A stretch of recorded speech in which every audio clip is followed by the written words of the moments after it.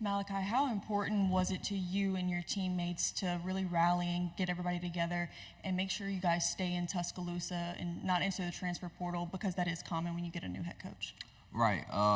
It was very important. I think that's one of the things that was our main focus when Coach Saban made his decision, and the leaders on the team to try to get everybody together, get everybody to have a level head, and just don't make any rash decisions. Right side, third row. Malachi Moore, Corey LeBounty, WNSP 105.5, Mobile, Alabama. Talk about being named a permanent team captain, what that means to you and your legacy helping this momentum shift and with the coaching change moving forward. Right.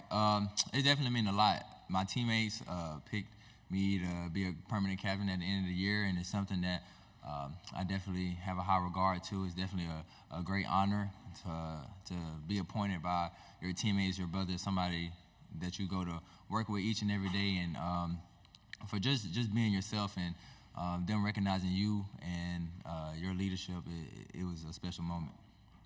Third row, and then pass it over your right shoulder. Micah, Tyler Shaw with KBTX and College Station. What's been the biggest difference, in philosophies between Nick Saban and now Kalen DeBoer? And then who's got the better fit here at Media Days, you or Jalen? Oh, that's a great question. Coach Saban and Coach DeBoer, they have two different coaching styles. Both of them work, and both of them are very effective. But like I said, they just have two different ways of going about it. And Coach DeBoer is kind of more of a player-led type of coach. He kind of let his players take over and lead a team. But when he has things to say, he definitely voices his opinion and lets it be known when things are on his mind. But best fit, man, I would have to say me. J Mill got a little all black going on. I got a little color in mine, so I'm gonna have to go with myself. Front row, all right. Eric Bailey with Tulsa World. As Oklahoma enters this conference, they understand that every Saturday, especially on the road, is going to be a dogfight.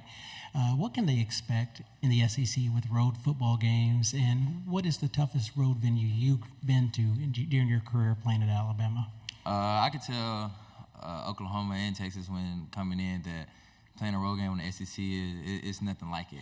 The fans are second to none, the conference is second to none, and everybody's going to be ready to go each and every week, despite anybody's record. Any given Saturday, you can be beat if you don't bring your best that day, and the fans are definitely gonna let you know that they're there for sure. And the toughest away game, I don't know, man. Every SEC away game is kind of the same for me. It's loud, rowdy, and my head is rattling after the game. But it's a fun environment to play in. Going away to somebody else's territory is always fun.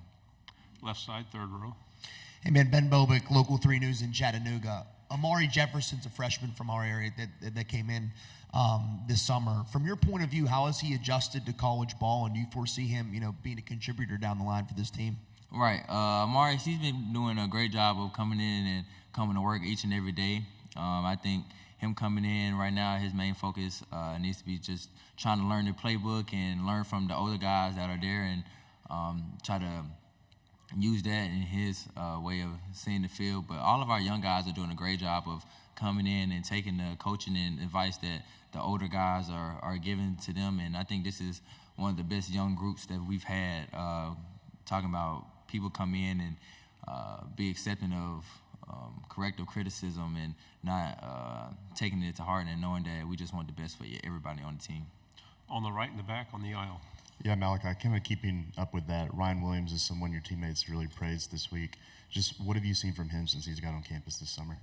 Ryan, it's crazy to see how mature he is and at such a young age. When you talk about a kid who skipped his senior year to come be a freshman in college, you don't see that every day. And when I seen him at practice for the first time, I seen why he did what he did. But he's definitely an electrifying player, and he's very smart and skilled at a very young age. He understands coverages, and it's just, like I said, just going back to his age, just to see how mature he is really wonderful. On the back, and then pass it up and to your left.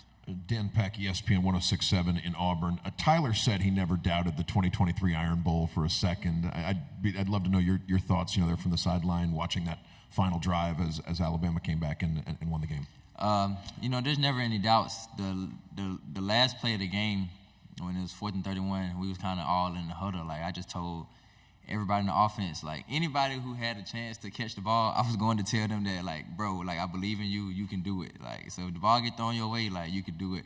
But after I did that, went over to the sideline, and I turned around. I put my head down, put a towel over my head I didn't want to see. And then all of a sudden I hear cheering, and I'm like, it's not that loud, though. And I look up, and it's our fans cheering. I'm like, what happened? What happened? Like, J. Mill just threw a touchdown. I just started going crazy. But, yeah, that was a crazy time. Right side, second row. You've had a chance to play Texas 2 years in a row. I'm just curious, how do you think, just playing them 2 seasons in a row, how do you think their talent compares to the upper level of the teams in the SEC? Texas, they're a very talented team. I think Coach Sark has done a great job coming in and kind of bringing in a winning culture that wasn't there before, and the way he just took them in the first 2 years of being there. And see, last year they made it to the college football playoffs, and they're always a very talented team on defense, special teams, and offense, and it's great to have them in the ACC. 5 rows back on the aisle. Hey, Malachi, Olivia Whitmire with Channel 19 up in Huntsville. We talked with Tyler and Jalen as well about the end of the season and how you guys are using the Rose Bowl as motivation going into this year. As one of the leaders on this team, just kind of how are you reflecting on the way last season ended and using that going forward? Yeah, I think about the Michigan game almost every day, so to say. Even like fresh off a wake up, 6:30 lifts, it's the first thing on my mind coming to work every day. I think that's one of our main driving factors. Everybody that was here has that bad taste in our mouth that we didn't finish, and we were right there. And so that's definitely a determining factor of whenever we get tired or think about not doing a rep or something like that, we always remind everybody on the team, like, don't forget how that felt. Like, let's not lose sight of what happened last year and how we felt after that game. Left side, second row. Hey, Malachi, WFF 48 Cam here. Kind of a fun question for you. You know, the Olympics are at the end of this month. I'm curious, if you weren't playing football and you were going to the Olympics in Paris, which sport do you think that you would be playing? I got this question earlier. It's crazy, but I'm gonna say basketball, just cause I feel like that's the closest thing I can be an Olympian to, if that makes sense. Final question here on the end. Ryan Hennessy, MEC 13 in Birmingham. We all hear stories about Coach Saban on the practice field. You guys have told it the past few years. You got any good ones at Kalen DeBoer so far in the short time here to tell the fans? Okay, it's not really like a story. It's more like me observing. But, Coach Saban, he always had his straw hat at practice. He always wore the same thing. So if it was hot, he always wear like his little khaki shorts, his little vest, and little shirt. So you always kind of knew like who Coach Saban was based off his attire. But like Coach DeBoer, he has like a regular Alabama hat on, Alabama t-shirt, and some shorts. So like the first couple of practices, he'll just be standing by me. I'll be like, oh, that's Coach DeBoer, like that's the head coach right there. Like I didn't even know he was standing right there. But I think that's the biggest thing, just seeing him move around the field and not like Coach Saban just be on the defensive side. That was a big change for me. Presented by Goodwyn Mills Cawood. Learn more at gmcnetwork.com.